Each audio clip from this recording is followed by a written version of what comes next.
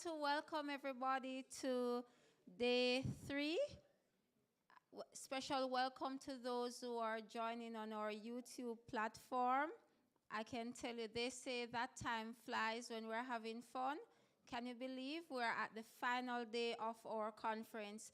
And as we reach the conclusion of this very thought-provoking conference, I'm sure we can all agree that it has been 3 days of excitement, shared discovery, critical discourse, right? And over the last 3 days, we have explored the new frontiers of education, the humanities and the social sciences. But more so, we have helped to shape the new frontiers. Now, the various presentations that we would have been engaged in, the debates that we would have ignited, and the connections that we have forged have all been instrumental in building a more comprehensive view of this evolving landscape that is before us. We have looked at the trends that are reshaping within our respective fields, the possibilities that ignite our imaginations, and of course, the challenges that we will need collective collaboration and ingenuity.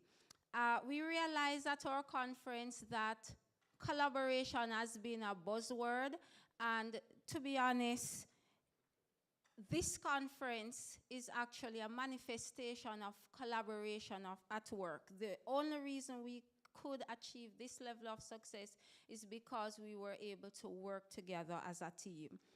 And so I want to welcome you today, and I trust that as we engage in the final moments of the program that you will continue to enjoy what we have left in store for you. At this time, I'm going to invite Mr.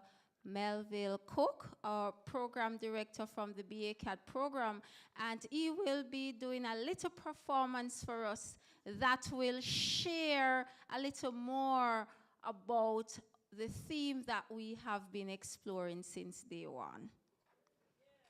Put your hands together for him. Thank you.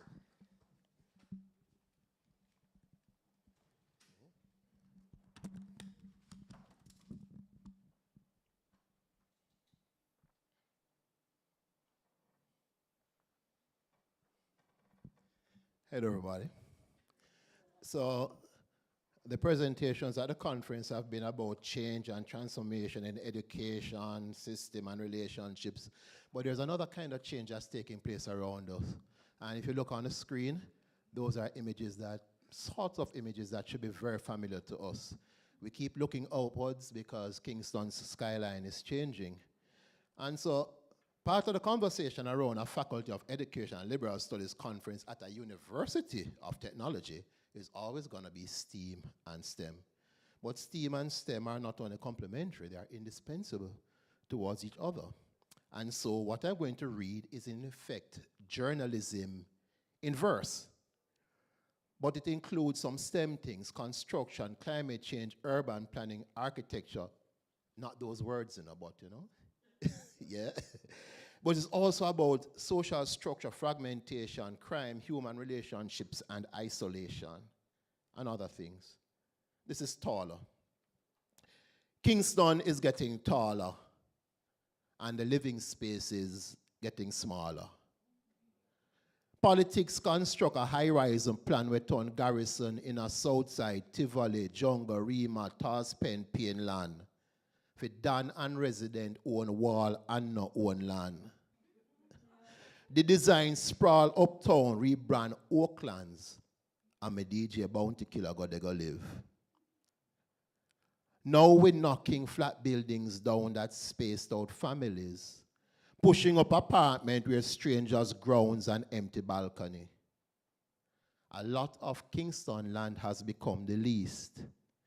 Space where measure lateral in an acre or sell back vertical in a square feet. As my capital is getting taller and the country getting warmer, temperature elevating with elevator, that not rising to Panama City or New York Heights, Though them trying on the harbor, we can still see the sky at nights and not mix up stars and LEDs. I remember Matalan built Portmore Quad for prefab flat house in a square a million for peace. Them same hard. Now quad I go up on top of more quad highs up in the ear, enough million each without the yard and it name studio. It name Airbnb. It name investment. Is Kingston number whatever the biggest difference between development and tenement? Everywhere is a sign for rent. Everywhere you turn is a big red truck with a drummer spin steady and slow. A iron womb with cement and water for mix, then burnt more concrete for flow out of one big pipe, a prick the sky, a grow floor on top of floor, quick. Kingston name soon change to premix. And Mobi say, we no sit tito. We not play no second fiddle. We go in the Caribbean's tallest outer Reading, we build the pinnacle of luxury. You move into a gated community, seeking criminal immunity. And find out, say, oh, you are run from a chop line inside with you. Some are squeezed on gully siding. How them find space is so surprising as Kingston is rising and our walls are closing in.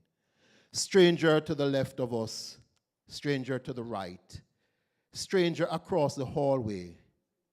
Is this living? This uptown tall up way, social climbing, that social distance is behavior. No borrowing of salt and sugar. New apartment dweller, do you know your next door neighbor?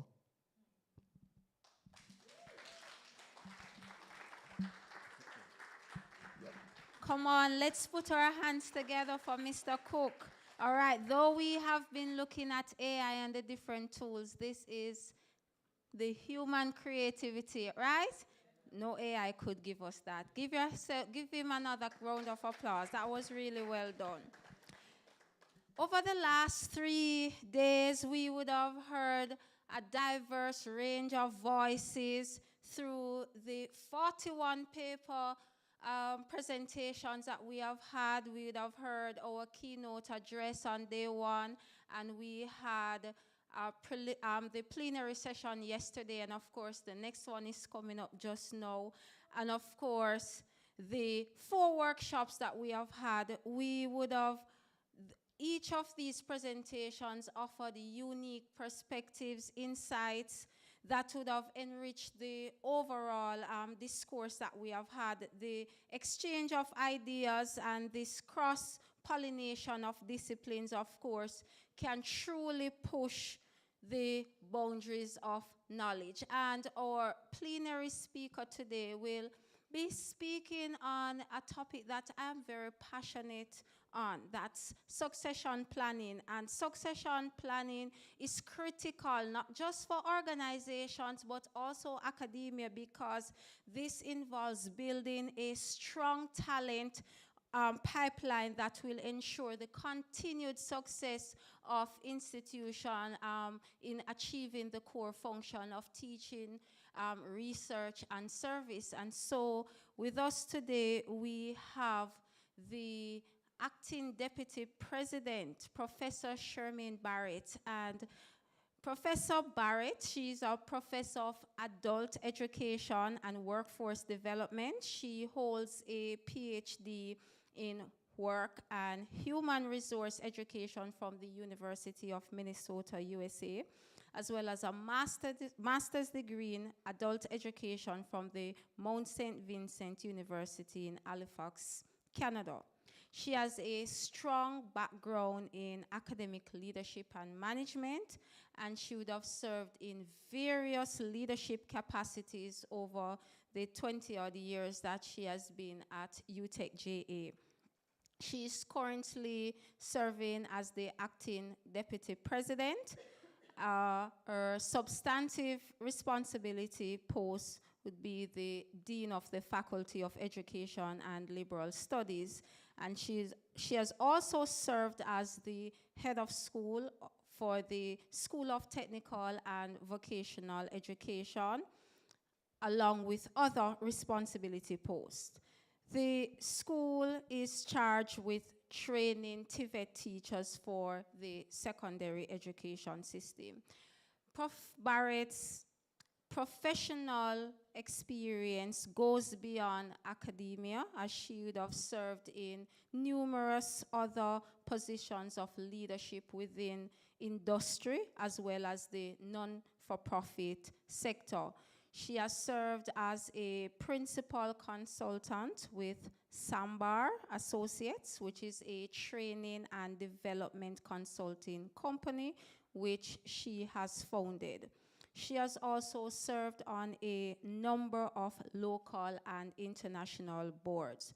Currently, she is the immediate past Caribbean Vice President of the International Council for Adult Education, as well as the President for the Jamaican Council for Adult Education. She's the author of a book, Adult Education, Social Change and Development in Post-Colonial Jamaica, Investing in Human Capital.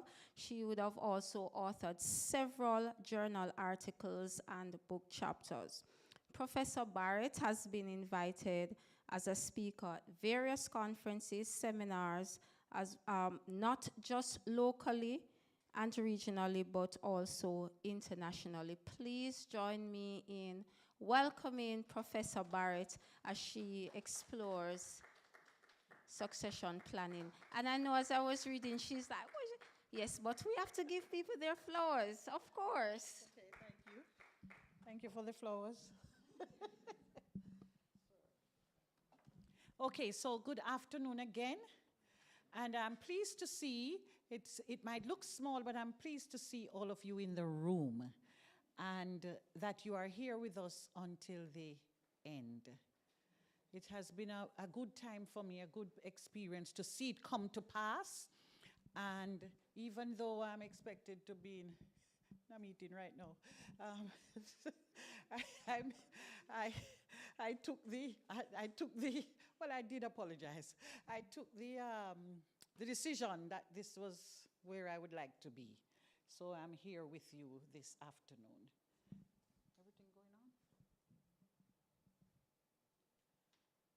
Well, I want to make a little confession. She might not be very happy to hear my confession, but when I was asked to do this topic, I kept saying, me no see no AI in this a topic. Where you get technology in a succession planning. What are you talking about? I am not going to make you set me up there. But as I was preparing, I thought, yeah, I guess it's important for us to look at this topic as well. So nobody told me I had 20 minutes or 30 minutes, so I'll just do like Professor Dr. Ivy and just talk for 50 minutes. But no, I know we are also at the end. And if you're like me, you would be exhausted and ready for it too. You know, the adrenaline is dropping at this time. But I'm saying that because I want to say to you, I want to start with a little video, and it is 4 minutes and 4 minutes and 62 seconds. So it's a little lengthy, but I want you to bear with me with it, because the point will be made when you have, if we can hear and see it.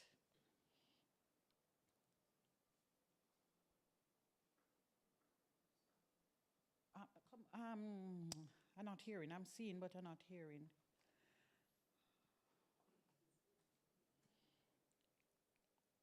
Good, and as we learned, those of us who were in the session earlier, you learned that you don't have to create everything yourself.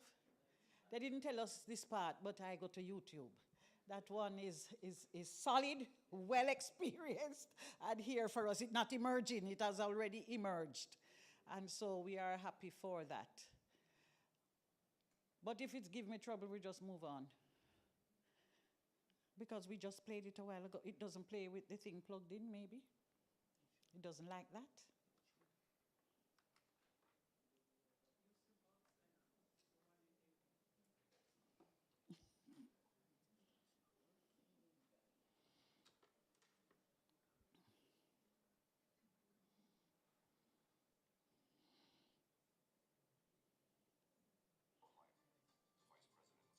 Push it back. Mhm. So we're going low tech. Here we go. In a city not too far away. You can't even find where the speaker is. Succession planning activities. And they're not Sally seen Planwell, now. the director of You hear? They're not seen. employee files, taking personal recommendations. These things are something else. We just set it, and left it. In a meeting with Laura Lively, the vice president of scientific research, Sally is surprised Yes, they're seen now. Not the way I would like it, but they're seen. case of the runaway town. In a city not too far away, Pharmagood is in the midst of their annual succession planning activities. I don't know where the Sally speaker Planwell, is. Where is the speaker? I have a clue. and taking personal recommendations. This side here? Here. Sally, surprised to learn that Laura He says that's air vent. Sally asks potential successors. Laura nominates her golf buddy, Charlie Porfit, even All though right, he's he's new to the found it. company. Go back now. Sally takes note and names him as a success. The runaway talent. Tell me if you're here. In a city not too far away, Pharmagood is in the midst of their annual succession planning activities. Sally Planwell, the director of HR, is reviewing employee files and taking personal recommendations to identify successors for Pharmagood's key roles. In a meeting with Laura Lively, the vice president of scientific research, Sally is surprised to learn that Laura will soon be retiring. Sally asks for feedback on potential successors. Laura nominates her golf buddy, Charlie Porfit, even though he is new to the company. Sally takes note and names him as a successor to the VP of Scientific Research position. After hours of scouring binders and sitting through countless meetings, Sally completes her yearly succession planning exercise.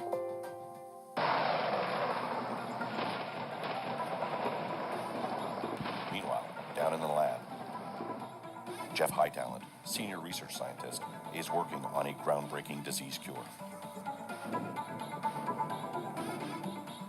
Suddenly, a headhunter calls from Pharmagood's competitor, PharmaBig, with a great job offer.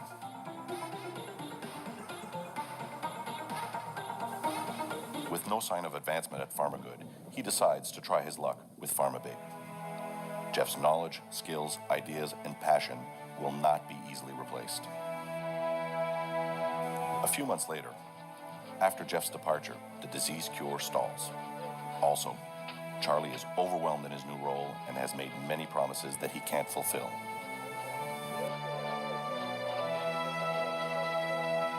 With the loss of Jeff and Charlie's poor fit, Pharmagood has been seriously impacted. The leadership team is extremely unhappy. Sally realizes the flaws of Pharmagood's succession planning process, but it's too late, it's too late, it's too late. Meanwhile, over at PharmaBig, Jeff discovers the cure. The company announces the news, and their stock price soars. Let's try that again. This time with SAP Talent Visualization by Nikisa. She launches a talent report called Key Positions that shows her all the roles that are critical to organizational success.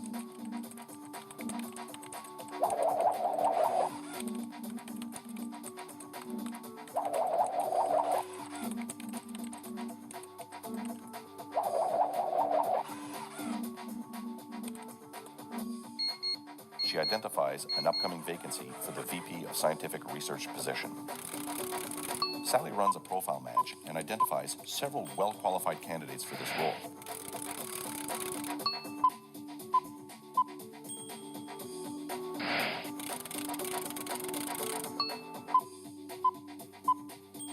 Jeff Hightalent has exceptional competencies, qualifications, and experience for the position. She drills down into each candidate's profile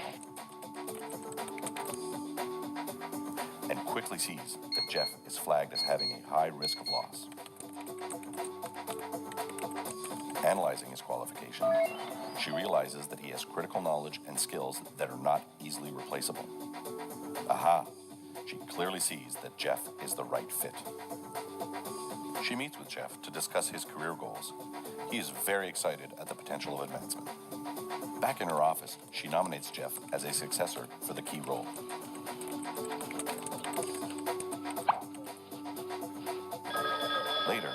gets a call from PharmaBig's headhunter. But he is not interested in the offer because of his promising career at PharmaGood. A few months later, when Laura retires, Jeff advances to VP of Scientific Research.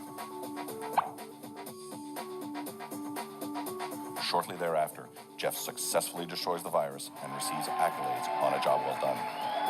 The announcement of Jeff's breakthrough has made the leadership team very happy. Jeff was the right fit for the VP of Scientific Research position. His success is PharmaGood's success. With SAP TVN, Sally was able to visualize what matters most and place the right person in the right role at the right time. Thank you, sir. So we can go to our next thing now. All right, so colleagues, what you would have seen there was, right, succession planning gone bad, or the absence of it, and a better way to do it. So I hope you heard the first part. Did you hear? So what was the approach that was taken?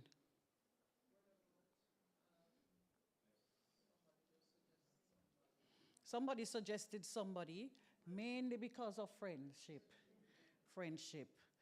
And as a result of that, you can do people, you can suggest friends, and it works well. But in this case, it didn't work well, and you had the right person in the space. One thing that I want us to pick up is that capable people are always being pursued. Whether you know it as a leader or not, somebody is trying to find them. And how we treat them would either cause them to say yes to the poacher or no. So we want to discuss this matter of succession planning. That's what I was asked to do, but I added the new frontier in keeping with your, bless you, with your, is which direction of press? Right, good, right. So this, the importance of this discussion surrounds three questions that I put there, like researching. It really is about how do we prepare people for upper positions?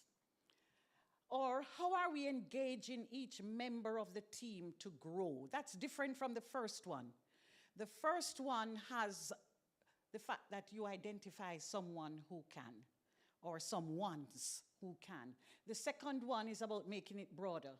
But even more so, the third one is how do we create a culture within the organization where people are empowered to make decisions that give us trust when we have positions opening up later.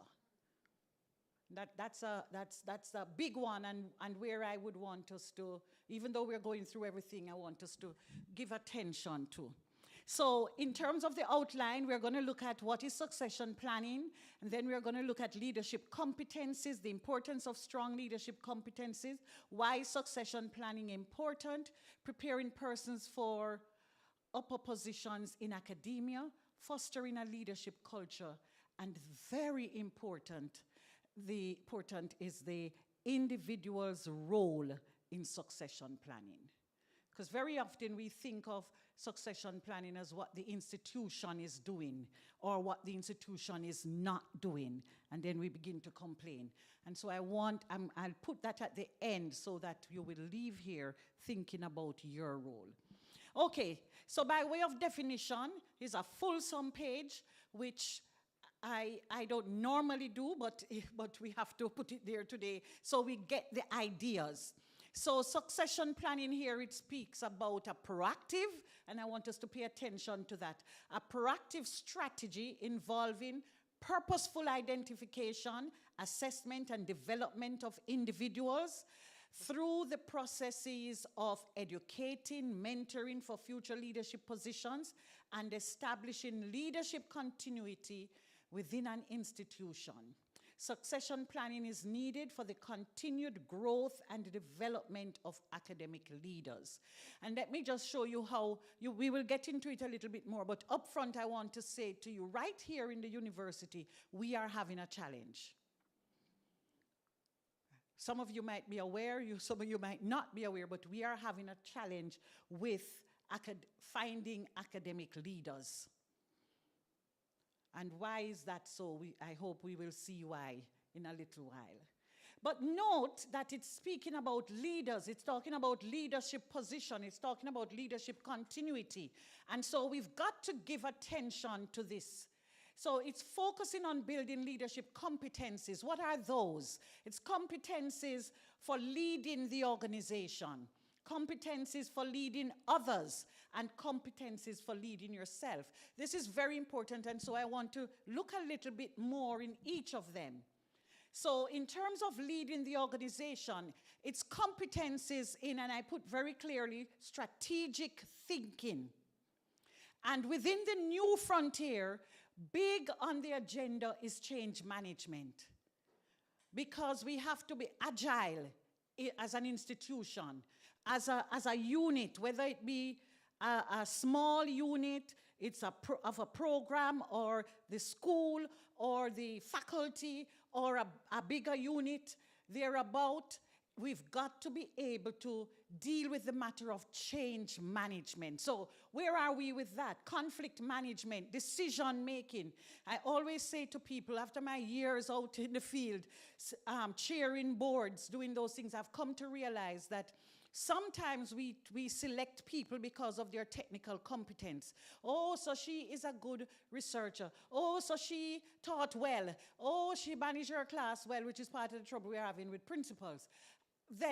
But we don't want you to manage a class here now. We don't want you to teach a class. We want some leadership capabilities. And so the person who is an excellent builder, then we say, okay, they must be the head of the, say, building department. It doesn't always go, because they might be weak in some of these skills. Competencies leading others. A big problem I'm seeing in the university, so I've made myself vulnerable, is on the matter of emotional intelligence. There are so many sour relationships. It's amazing. And because I'm in FELS, I know one or two. But where I sit now, I see that the ones in FELS, a baby. Compared to some of what I am hearing and seeing and experiencing. That thing called, but among that team, somebody is going to become program director. Somebody is going to become head of school and make it hell for the rest of the team. Some of that one person. So it's important for us to build the emotional intelligence, team building. I know that Tashika is getting big in this, but I'm watching her too to see if she's living by those principles. So the more she teaches me, the more I watch her. Are you really collaborating? Are you really managing team? Because managing team say, Charmaine, you talk foolishness the right way, so. And you have to respect my foolishness while we work it out. Because we have to go through the storming, the norming, before we can perform. So it's nice to call the word, but how are we managing? That thing about building team, being a good coach and being inclusive. I'm also becoming very, very aware of some incidents where I used to say to people, hey, I'm hearing some things in this place. Is that university? Where you get from? Who give you, as program director, so much authority over another person's life? Do you understand the whole thing of academic freedom? We're not talking about doing your own thing. Just being able to manage. So a leader in academia has to be able to manage the fact that there are other strong leaders. There are other people who are competent in their areas and not feel threatened. That's part of the leadership still. And then leading, competence is leading yourself, managing yourself, having courage. And I love, anywhere I see agility, I love that word. So I couldn't leave it out. Learning agility, that means always seeking to learn, always seeking to learn, always seeking to. There are a few people in this room that I interact with and others around that they're always seeking to learn something new. They grab onto new ideas and they're moving. A leader looks for those things. And I always say to people, once I stepped into UTech, I had reason to say to one of my colleagues, because, you know, they were going, and I said to her, be careful who is representing you before the dean, because you are never always there. and you don't know what messages are being told. You follow? That means you have to present yourself. So I'm jumping way to the end that says, what is your role? When I interact with you, Hope, Maine, am I confident that I can trust you in recommending you for a position? You follow what I'm saying? And at UTech, for example, it's a competitive process to go beyond program director. Program director not as competitive, but once you step into head of school, we say it is competitive, but I want you to know that you've got to, especially if you have 2 or 3 people in the room, you better have something to hit them with. You need to have something special about you that would cause you to get it over the next person. And then you have people come out them vex. They never get it. Recently, I hear one person said, just hold up the post and give me. I don't know if no post I'm put on for you. While you are vex, the other person is functioning because that which you hone quietly will come out in the interviews. You understand? Recently, I've had to say to people when I leave interview, I said, gee, you have to talk to this person. I must speak to them because you're not going to get no job. You're going to stay right there, so if you don't learn some other things. So you have to grow yourself. So that is important. So this is it. This is what succession planning is looking for. It's looking for those persons who show evidence that they have competencies to lead. They have competencies to lead the organization, others, and themselves. And I keep hearing this thing in my mind. So when I just came to UTech, wow, for years I wanted to come back to this place to teach. The Lord was good to me that he kept me out of it while it was cast because I never get no pay. So by the time the pay changed around is when I come on. It still wasn't great, but it was better than then. But after my first year, those of you who had to interact with Dean Hodlin know who Dean Hodlin is. And somebody peeped and said to me, Charmaine, they want you to be head of the PDE. Now, it's my first year just done, and I'm listening to the conversation around me. So when I heard that, she said, don't say anything because she told me she wants to tell you herself. Forgive me, this is Jamaican. You say, but I'm going to twerp, twerp. You know that? You know that phrase? Oh my gosh. I was so nervous. When I go home, I don't even tell my husband. How can I say that when I'm listening to people around me who they're 10, 15, because that was the undergraduate studies, anything really, everybody eyes on that. So I told nobody. And then when she called me in and I said, I will think about it, she said to me, think, did I make a recommendation? I am asking you to, I'm telling you, I want you to take over the post. I said, okay. Okay, thank you, ma'am. And I went. But her purpose is because she had been watching and she knows. Then she says, what I wanted to do is to move this from a pilot into a real program of the university. That means I had to dig deep. Now I have to go learn, first of all, how you write the curriculum properly, make sure it line up. Finish that, and then she said, okay, that was good. Good. Now we need it to be accredited. Okay, what is that? Okay, what's the process for that? And we had to go in. But she saw in me the capacity to do the 2 things she wanted. And that is why, no matter who vex, because no matter who vex with Dr. Adlin, she no business.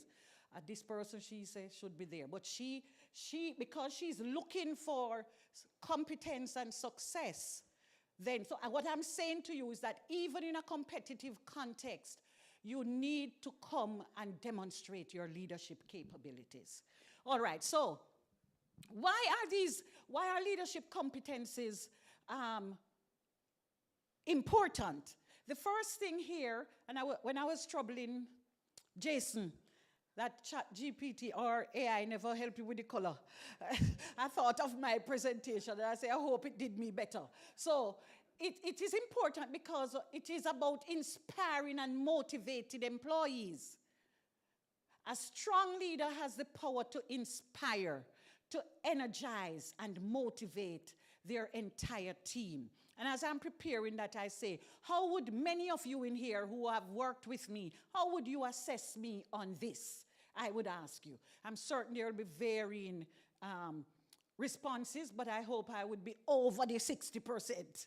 So that would make me eligible to be able to speak. But it's to motivate your team to work together to achieve shared goals and leading to more effective collaboration, innovation, and productivity. That's what we desire. Whether it's at the classroom level, the PD level, the head of school level, vice dean level, your faculty administrator level, this is what we require.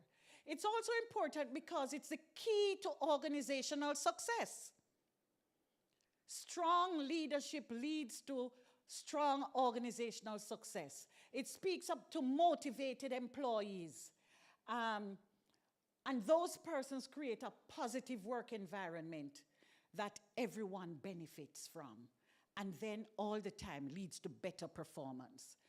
It also speaks to building strong relationships.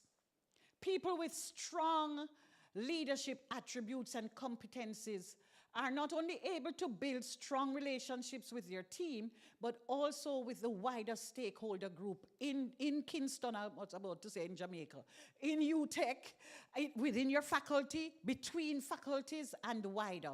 Because these things are important for success. As you were planning this conference, those of you who are on the team, you would see how much you had to depend on people and draw upon your relationships. So you have to be able to do that. It's making informed decisions. Developing leadership competencies help leaders to consider problems and challenges from different perspectives, to analyze potential outcomes, take calculated risks, and make decisions that help propel the organization forward. Now, this looks pretty online, but right here is where we have a lot of trouble because people resist change. People resist moving. People feel that this decision that you're making is terrible. Right now, we are making some decisions about expenditure in the university, which if you're not sure of what is happening, you're going to feel that it's terrible. But the decisions have to be made because you know the information. Finally, and this is where I want to give a lot of attention, it's about navigating and driving change. And when I say a lot of attention, in relation to the theme of the conference. Because the new frontier is about change. It's about dynamism. It's about innovation. It's always changing.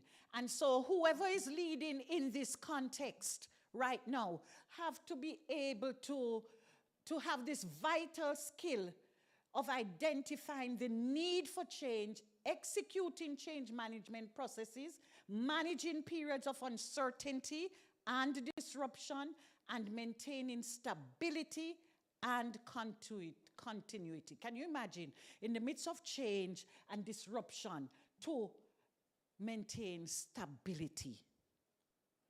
When you went to college to study microbiology, when you went to study languages, when you went to study teacher ed, I avoided teacher ed because every teacher ed person doing something else, business or construction, they weren't teaching you about dealing with disruption necessarily. So how are you going to get it? That is experiential learning. And then going to other short courses and those kinds of things. I'm pushing towards what is very important to me. It's your role in the process. What are you doing? But we're coming to that. But I have to say it up here. So I give my source.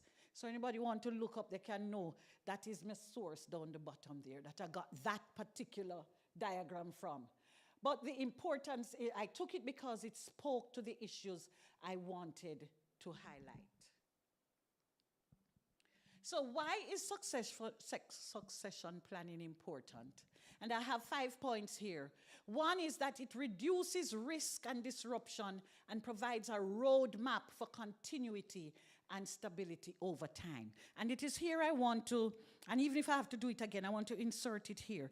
Let's use the example of University of Technology, Jamaica, where for you to move to another position outside of program director, to head of school, to vice dean, to dean, you need 3 things minimum. I hope we know what those are. You need a PhD. or a doctoral something. And then you need to be at a certain rank. I think head of school is senior lecturer. Anything above that is associate professor or professor. And then, what is my third thing? Qualifications, rank. I can remember it shortly. I soon remember my third thing. But those two are big. Qualification, rank. Why am I missing my third thing? Anyway, those are the two that are critical for you. Huh? No. No. The rank will take care of your research and your other things. But, experience. We'll go on with experience for now. But it will come back to my mind. I don't know why it's evading me. So, here, as a result of that, right now, you notice how much actors of us? Many people are acting. Huh? Are you aware of the actors? Hey, I'm one of them. The acting is not just because you want to act, it's because you're not finding people in the faculties at the rank. And where they're at the rank, they don't have the terminal degree. And this particular president refuses. So he says, I'm not interviewing no one person. Oh, because this person is the only one who come up for head of school that you're going to get it. No. His position, he would rather go out so that there is some things in the mix for him to pick from. Because he cannot think that this is the only person who could bring that forward. So the thing is wide open, but if you're not ready, you're not ready. And that's why I keep saying, at the heart of succession planning is us. What do we bring? In anywhere that I have done anything in HR, you must, in companies, I remember the first time I became aware of this kind of succession planning is a friend of mine, he's at Jamaica Producers, and he was talking about, not even me, maybe he was sitting at the table with me, and he was saying, now his boss has invited him to travel with him to such and to such and to such, because he was now identified as someone to invest in. And then it started happening to my husband. And he's the one to do this, he's the one to do that, he's the one. And then again, while they are moving and the people are picking them, others are aware that this is what is happening. So of course the tension start grow and the envy and the whatever, because second conference they send this person, third conference they sponsor. They are going off with executive director such. But that comes when you identify the competencies in the person. And so my challenge to you right throughout this presentation, what are you showing? What are you demonstrating? What do I see when I look at you? What do I see when I engage with you? When I ask you to do this thing, and you say, I remember when I was a PD leader, I would say there was a young lady, Faith Nelson, bless her soul. She has been and continues to be a change agent wherever she goes. And I remember saying to them, because, it was a time when Dean Hodlin would say, do this, I want you to do this, I want you to do that, I want you to. And people would say, Mrs. Nobody here, no man, not do it. And I would always say to them, let nobody, flip. I said, let nobody stop you from doing what you are asked to do. That could be a test. And even if it's not a test, it's an opportunity for you to demonstrate what you're capable of.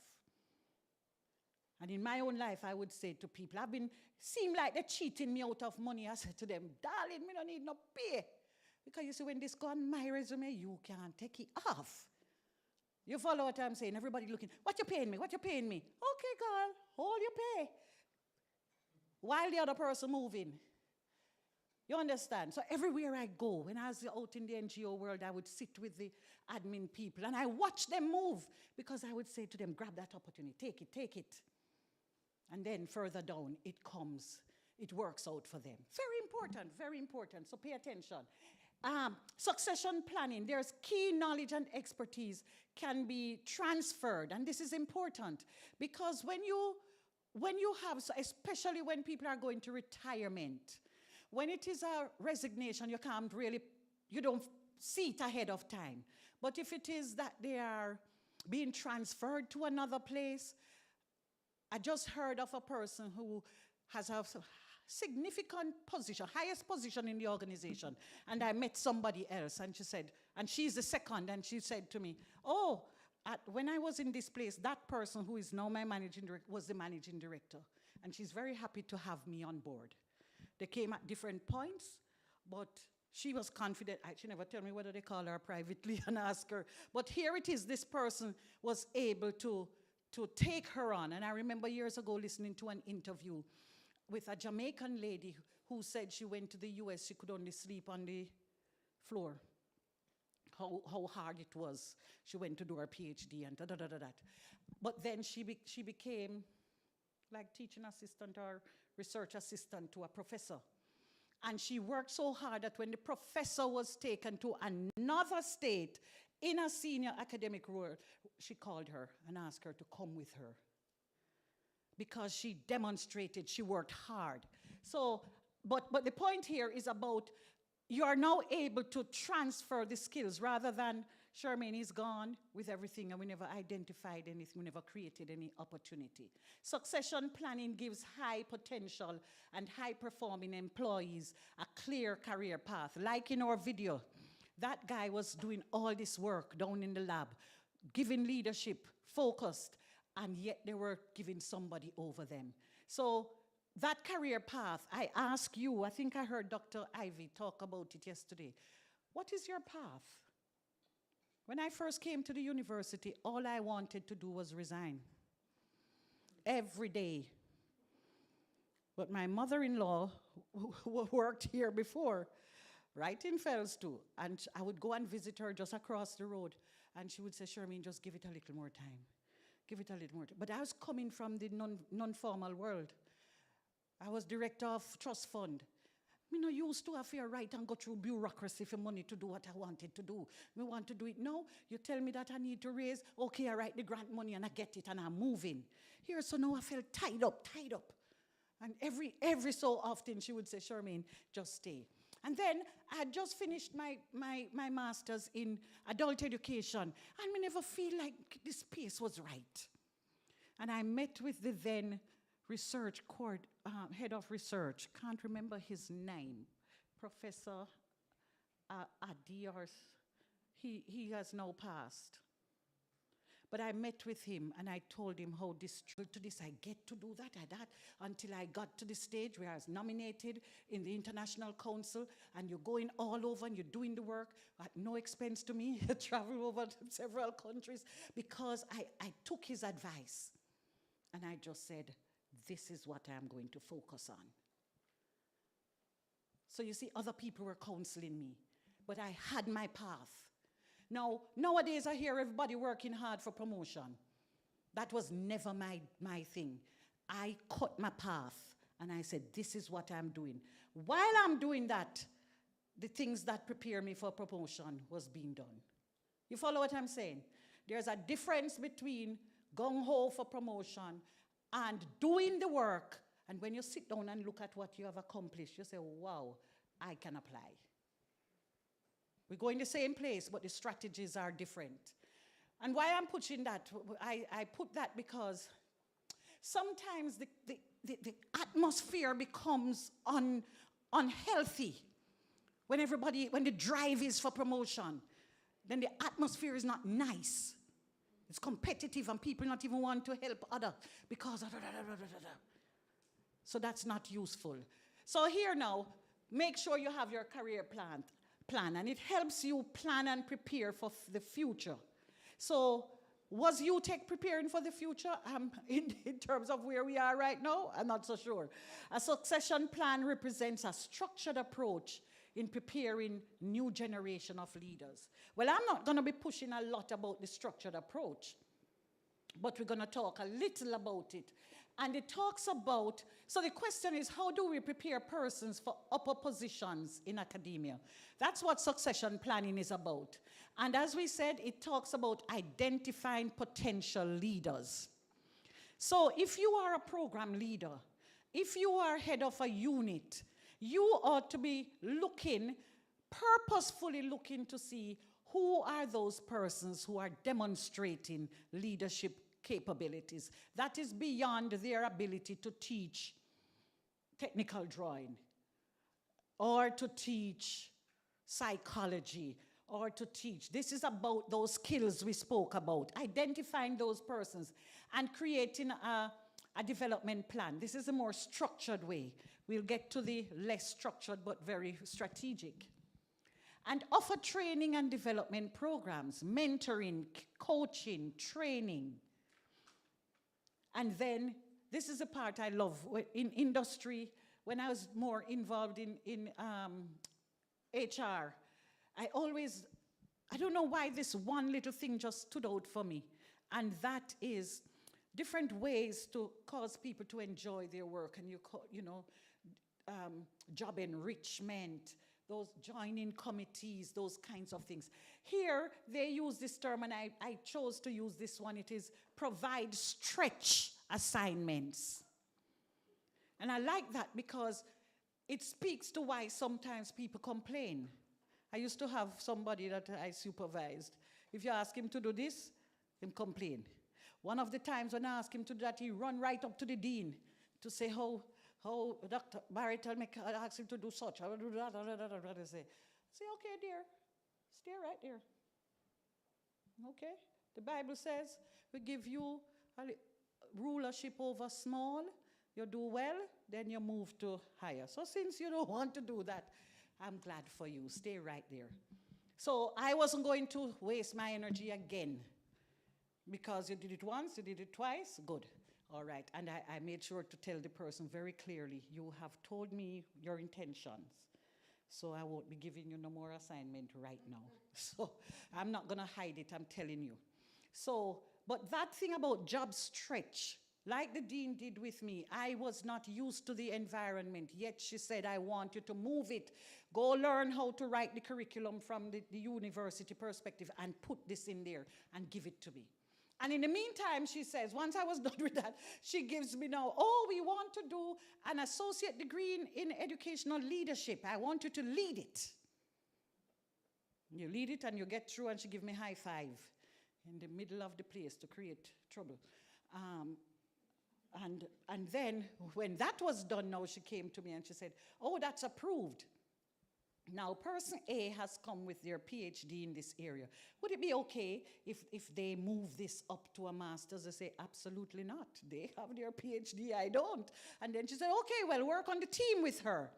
So 3 of us worked on the team to develop what is now the Master's in Educational Leadership and Management. What I'm saying to you is that your heads, your supervisors are watching. And they're not watching for your demise. They are looking for those capabilities that they want to pull out. And they give you assignments that stretch you. Because in that stretch, you're proving yourself. Then there's job rotation, and then putting you on special assignments and projects. And that's important, and that's when you get to show your mettle. And you say, so, okay, Nicole, I want you to be in charge of ethics committee. Yes, we jump and she does well. When I go in another space, and somebody said, the president said, I would like somebody who would be able to. I say, okay, I think Nicole is very good. Because I have watched her, I've seen her work, and such. You know, you are not always in the room. I am not always in the room. So you want the one in the room to represent you well. Not because they are your friend, but because you have the capacity.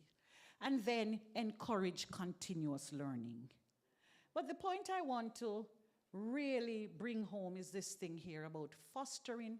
So some of those that we say you identify the leader might not always be relevant to us in one individual. But so we have to build a cadre of persons. So here we have fostering a leadership culture that is build a pool of qualified candidates for each critical role in the college, the faculty, the university. I tried to make it relevant to us. I remember some years ago when Dr. Johnson was dean, and I was head of school. Oh, so often he would be behind me. Charmaine, John Brown needs to go do his PhD. Have you spoken to Marcia Jones? Have you such? He was always pushing. Some people push back, and right now, I'm certain they are sorry about that. So it's how it is. You have to find your people. It's creating that critical thing, because you know that you have your PhD. I remember Dean Hodlin saying when she was going off to do her PhD, I think it was the president at the time, said, oh, just wait a bit. You don't need to go. And she says, no, I must go now. I need to finish this. But she wasn't dean yet, you know. When she came back and we're going through, here is this opportunity. And she said, if I never went then, I would have been left out. That's why it says, set your path, do your career planning, know what you want. When I was going off to do my PhD, Dr. Johnson said, Charmaine, this is not the right time. The team need you. Oh, the school need you. We said, up your adult work right here, so me gone. You follow what I'm saying? And when I came back, it made a difference. So we have to be able, that thing, we are working, your senior is not against you all the time. There are some who against, you know, just want it for themselves. But sometimes we get locked into those against people that you punish yourself. Me not do nothing. That means this is your only little sphere. Look at the future, where are you going? Succession planning is a two-way thing.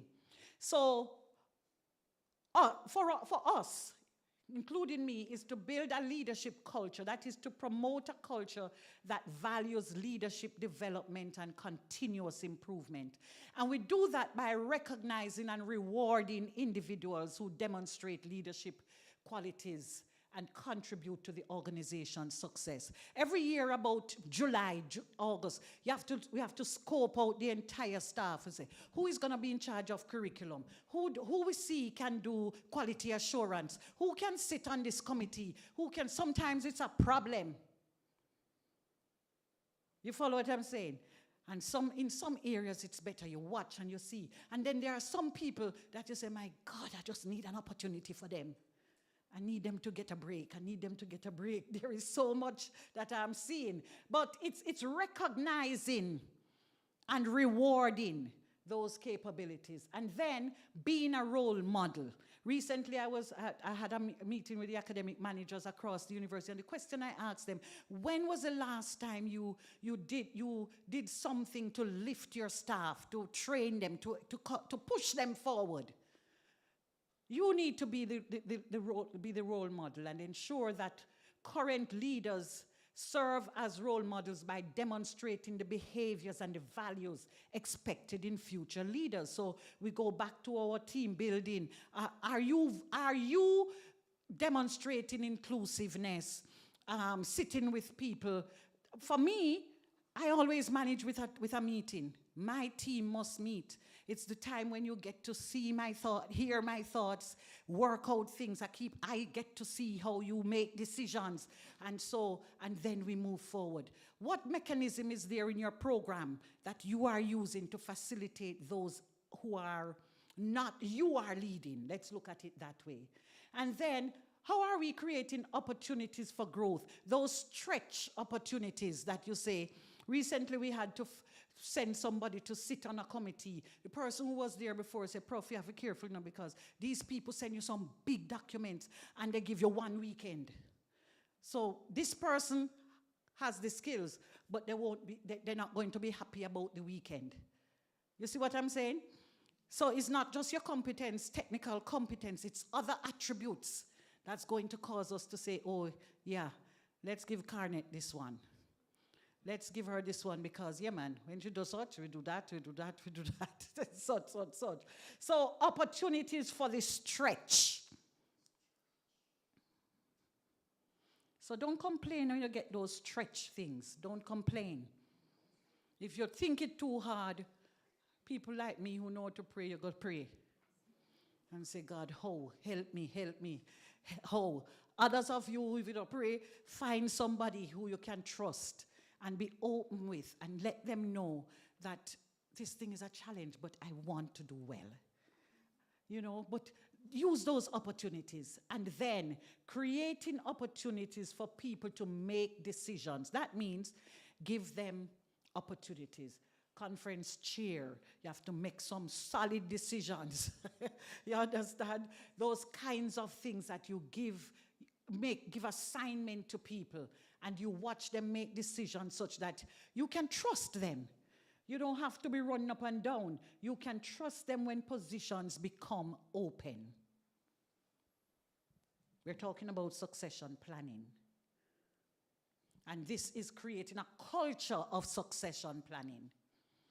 A culture that promotes the values, and continuous improvement. A culture that recognize. That one is big for me, you know. At the end of the year, you want to say, Joan did very well on that. We cause them to feel good, and what they say, praise sweeten labor?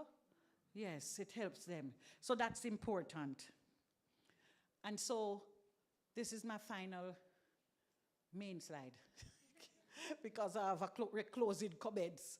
The first thing now, so here we have, it says, what is your role as an individual in succession planning? The first thing is identify and be clear about your career path. Your career path is not necessarily promotion.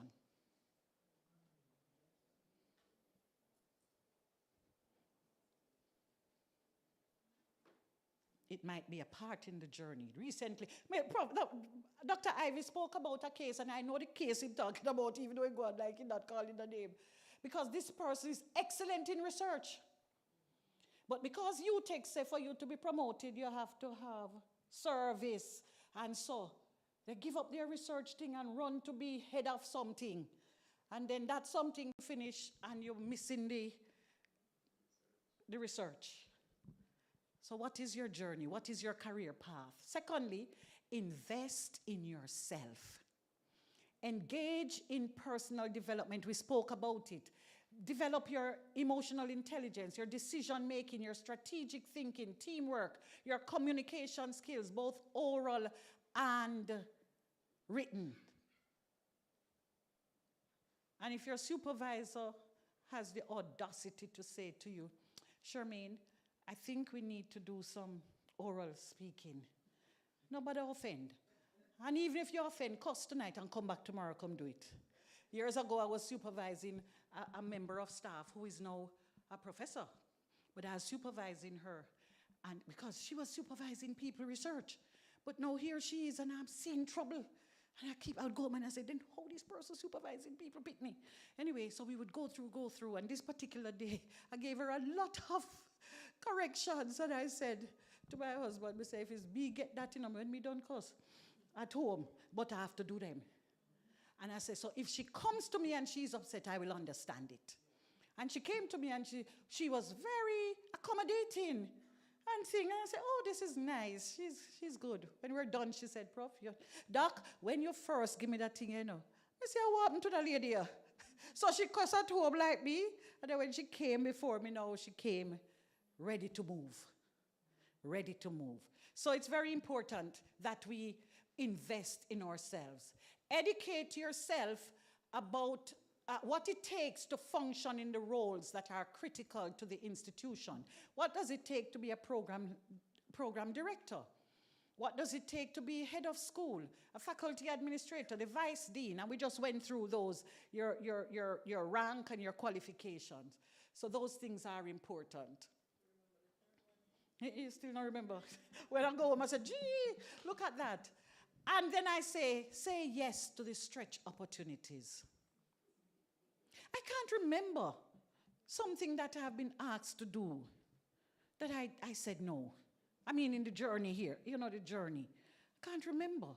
There have been things that I said, oh my gosh, how am I going to do this? But this girl loved growth. This girl loves learning. So I can't see what I would have said no. Say yes to those stretch opportunities. Very, very useful. And then demonstrate commitment to task.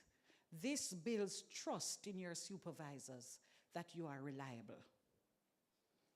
So I'm going to use a case that just jumped in my mind, and he's not in the room, and that was Donald Miranda. Recently, because I was still dean, I was pushing for us to get the promotion. We need to go. So I approached Jamaica Broilers. They didn't give me what I wanted, but they said, oh, we could allow you to do this. So, but by the time we agree with that, I got the call to say, we're asking you if you would sit here. So he's in my office, and I say, oh my gosh, what am I going to do? We can't lose this opportunity. So I need somebody to just sit. And then he said to me, well, I have been taught that if you are in the space, when you hear the thing, you should present yourself. So I'm available. And I thought, oh, good. So I asked him to lead. He would go to Jamaica Broilers, and then he don't know that I am seeing these people outside, and they're saying, oh, that guy you sent, he's good. He's this, he's that. And he managed the process. In the end, things didn't work out from their end, but his process was clearly worked out. And I thought, wow. I use that example to show you that it's not even that I say, oh, I want him. But I was already comfortable that he's able to do some things. And now when he put himself forward, it was an opportunity for me to look at him and to see, is he good at decision making? Can he get the team? Can he rally the team to get us out there? And he shone and did well. So demonstrate commitment to the task. That means when it gets rough, don't give up. Push through. There are some people who, we used to laugh in one of the units and say, boy, this a person start everything, give 3 months to it, and him gone. Just drop it. Now, you can put on your CV that you acted for 3 months. But when we ask you the questions about the place you were acting and you can't respond, then that's a different thing. You follow what I'm saying? So this is your role. Be genuine about what you're doing, and you will gain the results. So the point I'm making, succession planning is twofold. It always begins with the individual. Always. Because for me to identify you, you have to show me something. So it always begins. When we think of succession planning, when you listen to all those gurus, very often they are talking about what the organization needs to do.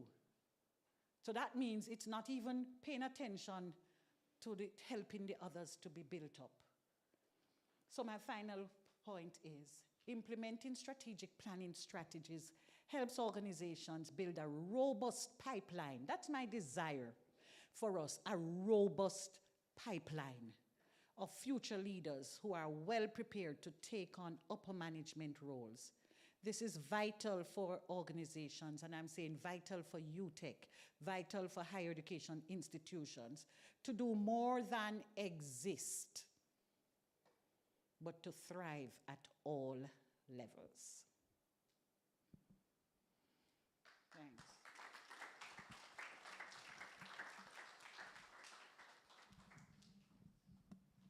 Thank you, Professor Barrett, for sharing with us on succession planning. I do hope that you have all learned a lot, because this is very important. And though she touched on your role in succession planning last, bear in mind that succession planning begins with you, right? So succession planning, as she noted, is a multi-layered approach, right? Of course, it starts with you.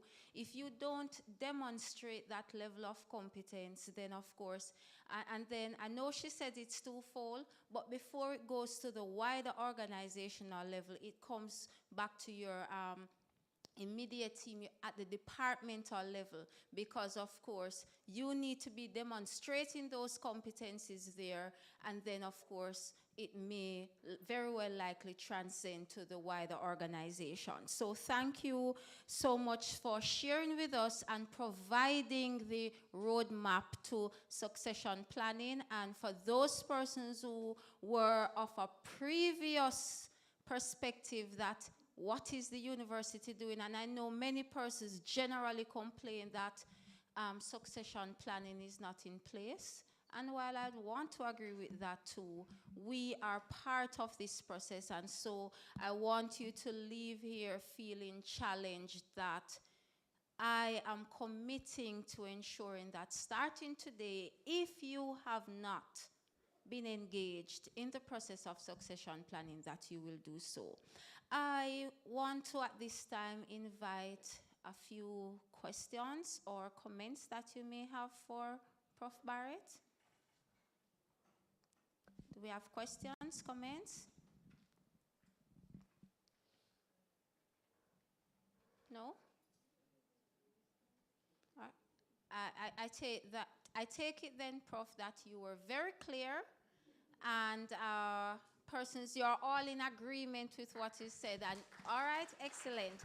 Dr. Main, I invite you, Prof, to come back here. And Dr. Main, I'm going to invite you to present our little token to Prof. Barrett, please. Thank you.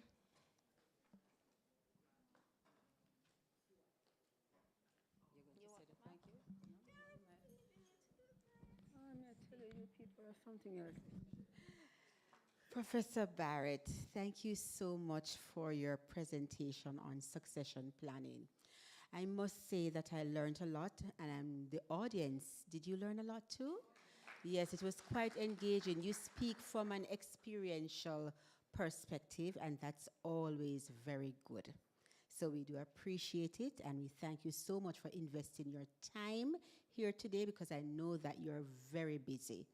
And we really appreciate what you have done today. Thank you so much. Thank you.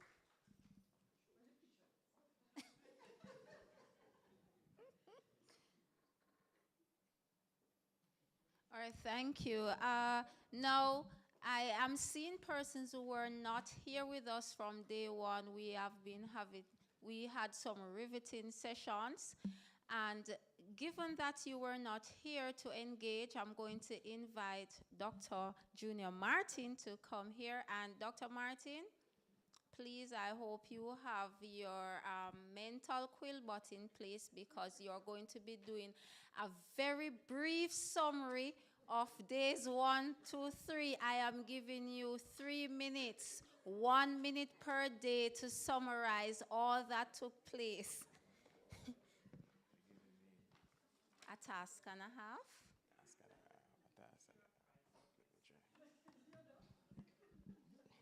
Good afternoon, everybody. So while it might seem a little impossible, I'm going to try, right? So don't kill me too much, right? So, ladies and gentlemen, we would like to extend heartfelt appreciation to all the participants, speakers, sponsors, and organizers for making this conference on New Frontiers, Trends, Possibilities, and Challenges for Education, the Humanities, and Social Sciences, a resounding success.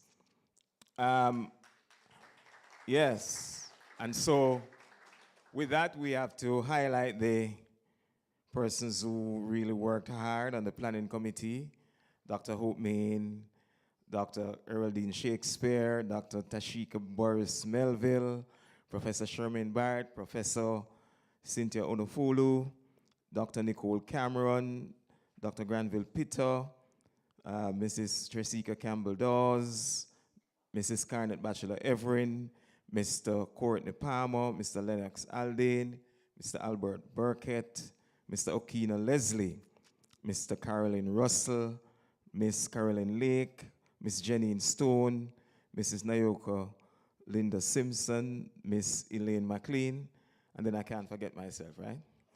True. So over the past 3 days, we have delved into the enchanted territories of various disciplines, exploring new frontiers and discussing the latest trends, possibilities, and the challenges that lie ahead.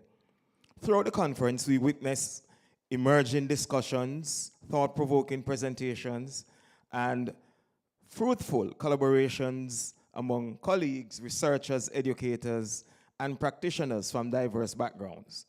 Special mention must be made to our international guests from Canada, Trinidad and Tobago, Cayman Islands, United States, who joined us for this conference. The presence of our online participants has added great value to the entire conference. Thanks for staying the course with us. The exchange of knowledge, ideas, and experiences, have truly enriched the intellectual discourse in the fields of education, humanities, social sciences, and the rest. We know the conference theme, looking at new frontier, right? It encouraged us to push boundaries, to embrace innovation, and to navigate the complexities of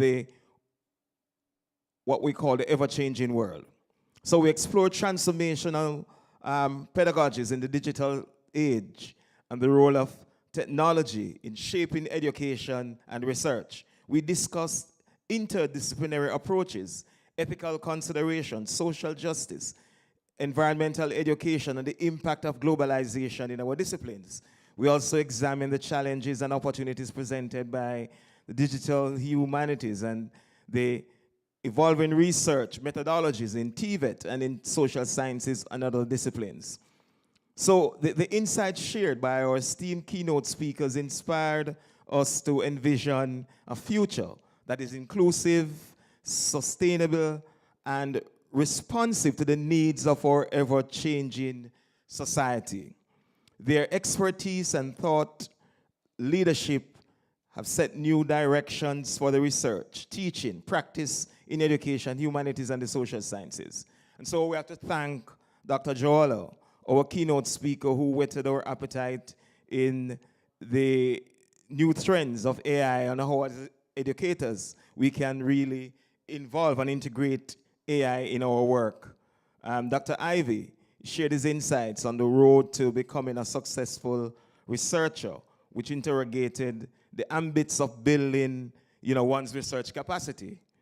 And how can we not forget the presentation a while ago by our acting deputy president? Again, I want us to give her a round of applause for such thought-provoking presentation. And we also want to thank our president in absentia for joining us. And so I would like to express our gratitude to the researchers and presenters who submitted their papers and proposals, contributing to the scholarly discussions and expanding the knowledge base of our disciplines. The quality of the research presented was outstanding, and we are confident that these contributions will make a significant impact to the academic community. So you brought clarity to the various themes: digital disruptions, new approaches to curriculum development and design, emerging trends and new understandings for research and pedagogical practices, AI and teacher training, the role of communication and emerging technologies in education, the role of popular culture, influencing practices in education, the changing context of educational leadership. And we also looked at the emerging trends in higher education, teacher training and practice. And so the presence of our students from JC and Arden illuminated the students' exhibition with their innovative displays. And how can we forget the cultural extravaganza displayed by the students from the Lewis Coverley Primary School with their dance piece? And so we'd also like to thank our sponsors who generously supported us and made this conference possible.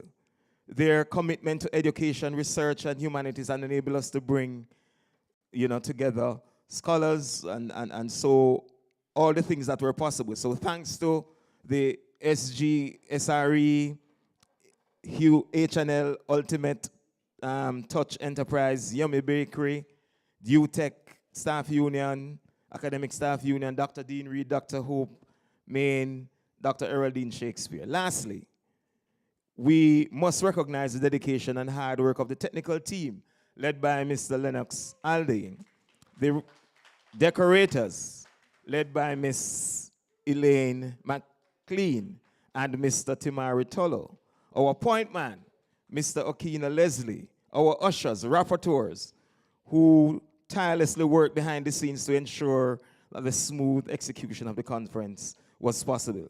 Commendations to Miss Nicole McLean and her team from what we call the kitchen in FSPM, who did such a wonderful job with the food. And so then as the conference comes to a close, we hope that the connections made, the collaboration formed, and the knowledge exchange during this event will continue to flourish. Let us carry forward the spirit of exploration, innovation, and collaboration as we face the challenges and leverage the possibilities of new frontiers in education, humanities, and social sciences. Thank you.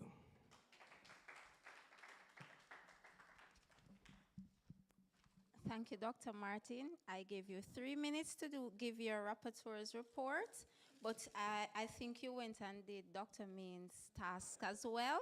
So thank you very much. I still allow Dr. Main to come and give the final remarks, but just before we do that, I'm going to invite Miss Shireen Bernard to come at this time. Just want to make a quick presentation to her. She was our early bird this morning. She is a ELM PhD student. We thank you for coming with us over the 3 days. Yes, and being early does pay. All right. Yes. Okay, awesome. All right. So, yes, Dr. Mean.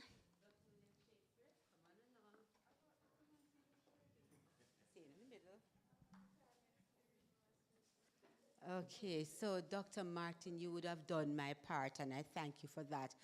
But I want to say thank you to everyone for coming to this conference. It was at a point where we thought that this might not have happened, you know, and to see it happen, we are really pleased. We have been through the storm, the conference committee members. We meet every Friday just to plan for this conference. It was not easy, I tell you, because, you know, I can't tell out the secret, but I wonder if they want to meet with me tomorrow again. They're laughing. We do have a conference meeting at 10 o'clock tomorrow. Are you saying that we're not meeting? All right, so that's when we meet. I know that they don't want me to meet with them tomorrow because they're very tired. But I want to thank, I want to thank the conference committee members for the work that they have done. Now, let me go down the list. I would also like to thank the sponsors, as Dr. Martin said, Yummy Bakery, Utasso, H&L Ultimate Touch Enterprise, School of Graduate Studies Research and Entrepreneurship. Dr. Williams Shakespeare was also a sponsor, Dr. Dean Reed as well. The schools, Arden High School, Jamaica College, Kingston College, that's KC, right? Papine High School, Mona High. Thanks to the Louise Bennett Coverley Primary School for their performance, and also Dahlia Miller for her performance on the first day. Thanks to our keynote speaker, Dr. Rohan Jawala, for his insightful presentation. Thank you to the moderators for the session. Also, thank you to the Facilities Management Department. You'll see them setting up the tables, chairs, and so on. Really thanking them for their support, and also the Calvin McKay Library for coming out. I know many of us don't visit the library anymore, so there's another way to do that, and they would have spoken to you about how you visit the library. Thanks to our in-house designer, Miss Elaine McLean. Everything here, it's Elaine McLean that did the design for this conference. Mr. Leslie, big up yourself, big up for the soft banner that you're seeing there, and the branding of the conference in terms of our magazine and so on, with the team of persons here, Tashika Boris Melville, and also Dr. Williams Shakespeare. Thank you to Ms. McBeam and her team for the catering, the rapporteurs, the ushers, the UTech Printry, the BA CAT team. Big up yourself for this. We appreciate what you have done for us today. And also thank you to, well, she gets enough thank you already, Acting Deputy President, Professor Sherman Barrett. And I'd also like to thank Professor Onyefulu as well, and everybody that's here. My two ladies here will do the rest of the thank yous. I wasn't aware there was anything left, but I want to thank all of these very, very sweet-looking Jamaican and international persons who have sat with us down to the very last minute. We do not take it lightly that you have chosen to make this your conference of choice. And we actually are excited at the prospects of seeing you soon when next this conference is held. I am extremely grateful to each and every one of you and excited at those of you who have taken up the opportunity to publish your paper as a special edition of JAST. And we have a deadline for this year.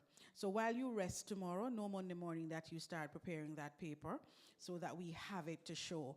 And while some have indicated there is opportunity for more. Remember, you can publish in just outside of the special edition. So you have that opportunity. You can also let us know if you want to have your paper published as well with the group. It would be an awesome opportunity for you to engage. So we encourage you to do that. And again, I just really want to thank you so very much. We appreciate you. And we really look forward to having you join us. Bring a friend next time. It's a community that can grow if we each share what we've taken away from the experience today. So blessings, blessings, blessings. All right, so thank you again, everyone. And of course, cannot reiterate, we need the publications. I know some of you have already indicated that you will aim for the June 30th deadline. And so the rest of you who are not, then you will aim for the special edition. Finally, just to remind you, if you have not yet completed the conference evaluation, we will be sending this to you. Please make sure we want to be bigger and better in 2026. So we want your feedback. Please be honest, the good, the bad, and the indifferent, so that we can improve. All right, and of course, Mr. Cook, our own in-house entertainer. Yes, we really appreciated that poem. So thank you very much. Thank you, everyone, and walk good. DJ Martin, you should be leading people out at this time.